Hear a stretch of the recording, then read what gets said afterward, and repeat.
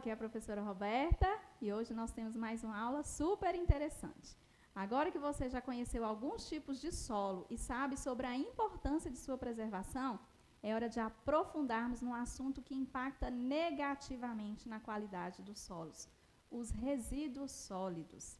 Este é um assunto muito importante, por isso eu peço que preste bastante atenção a partir de agora.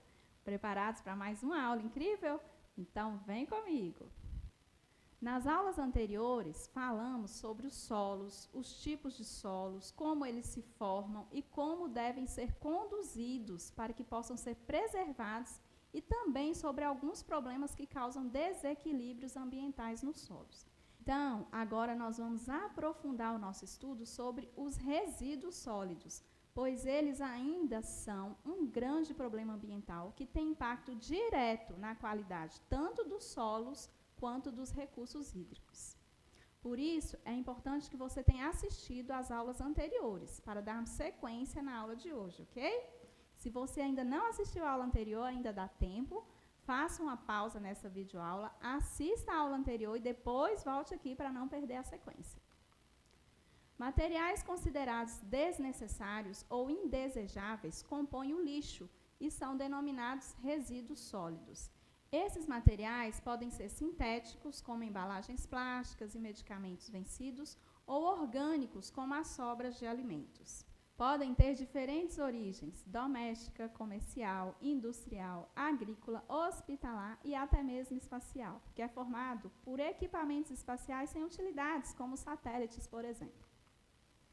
Se não receber tratamento e destino adequados, o lixo pode poluir e contaminar o solo e os ambientes aquáticos, obstruir bueiros e cursos d'água, provocando enchentes, entre outros problemas. Então, é muito importante dar uma destinação adequada ao lixo que produzimos no nosso dia a dia. E, para isso, vamos estudar algumas formas de destinação desses resíduos sólidos, bem como as vantagens e desvantagens de cada uma dessas formas de descarte. Parte do lixo produzido no Brasil é jogada sem nenhum tratamento ou separação de materiais em lixões. Nesses depósitos de lixo a céu aberto, a matéria orgânica em decomposição atrai insetos, baratas, moscas, mosquitos, urubus, ratos e outros animais transmissores de organismos que podem nos causar doenças, como os vírus e as bactérias. Essas condições colocam em risco a saúde de pessoas que vivem próximo aos lixões. A decomposição da matéria orgânica do lixo produz um caldo mal cheiroso e poluente, que é chamado de chorume. Além da matéria orgânica, o chorume pode conter produtos tóxicos, como o chumbo e o mercúrio, que são componentes de tintas e solventes, pilhas, lâmpadas fluorescentes, entre outros. Quando o chorume é carregado pela água da chuva, pode contaminar os rios e a água subterrânea que abastece os poços domésticos. Por favorecer a transmissão de doenças como verminoses, infecções bacterianas, dentre outras, e a contaminação do ambiente por metais e outros produtos tóxicos que também podem impactar na saúde da população, o lixão é considerado uma péssima opção de destino para o lixo. Reconhecendo os problemas sociais e ambientais relacionados aos lixões, a Política Nacional de Resíduos Sólidos determinou como meta a eliminação dos lixões e a recuperação de suas áreas. Já o aterro sanitário é muito diferente do lixão. No aterro sanitário, o lixão é depositado em trincheiras, que são escavadas e forradas com uma manta impermeável para proteger o solo. O aterro sanitário tem sistemas de escoamento do chorume e das águas das chuvas, além de uma tubulação para a saída de gases, principalmente o gás metano, produzido durante a decomposição da matéria orgânica. Nos aterros sanitários, um trator espalha e amassa o lixo, compactando-o. Depois, essa camada de lixo é coberta com terra compactada e com uma manta impermeável. E uma nova camada de lixo pode, então, ser depositada sobre essa primeira camada. Apesar de precisar de áreas grandes para ser construído, ser mais caro que o lixão e ter uma capacidade de utilização limitada, o aterro sanitário causa um menor impacto ambiental se for bem construído. Isso ocorre porque a cobertura de terra isola o lixo e impede a propagação do mau cheiro e o acesso de insetos, ratos e outros animais a este material. Além disso, a camada impermeabilizante protege os rios e as águas subterrâneas. A incineração é a queima do lixo em equipamentos que funcionam em alta temperatura.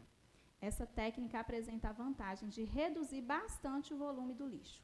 Além disso, destrói os organismos que causam doenças, contidos principalmente no lixo hospitalar e no lixo industrial. Certos componentes do lixo, no entanto, produzem gases tóxicos ao serem queimados. Nesses casos, é necessário instalar filtros para evitar a poluição do ar, o que encarece esse processo. E depois da queima do lixo, sobra um volume menor de resíduos, que podem ser encaminhados para os aterros sanitários ou para reciclagem.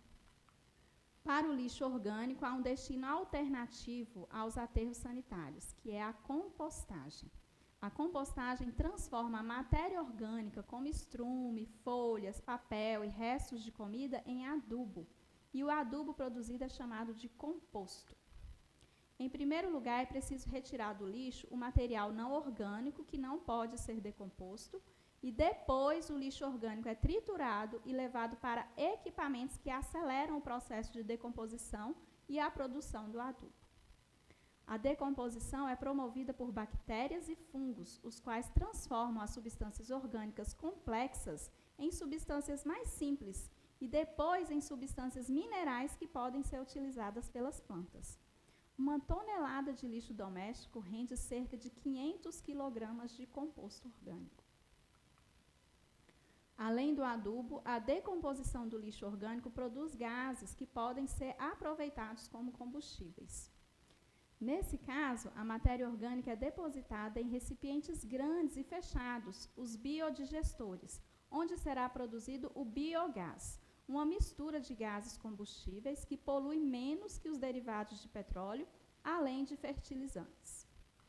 Viu só quanto conteúdo interessante apresentamos na aula de hoje?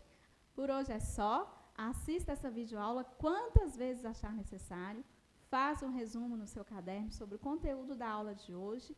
Faça tudo com capricho. Eu vejo você na próxima aula. Até mais!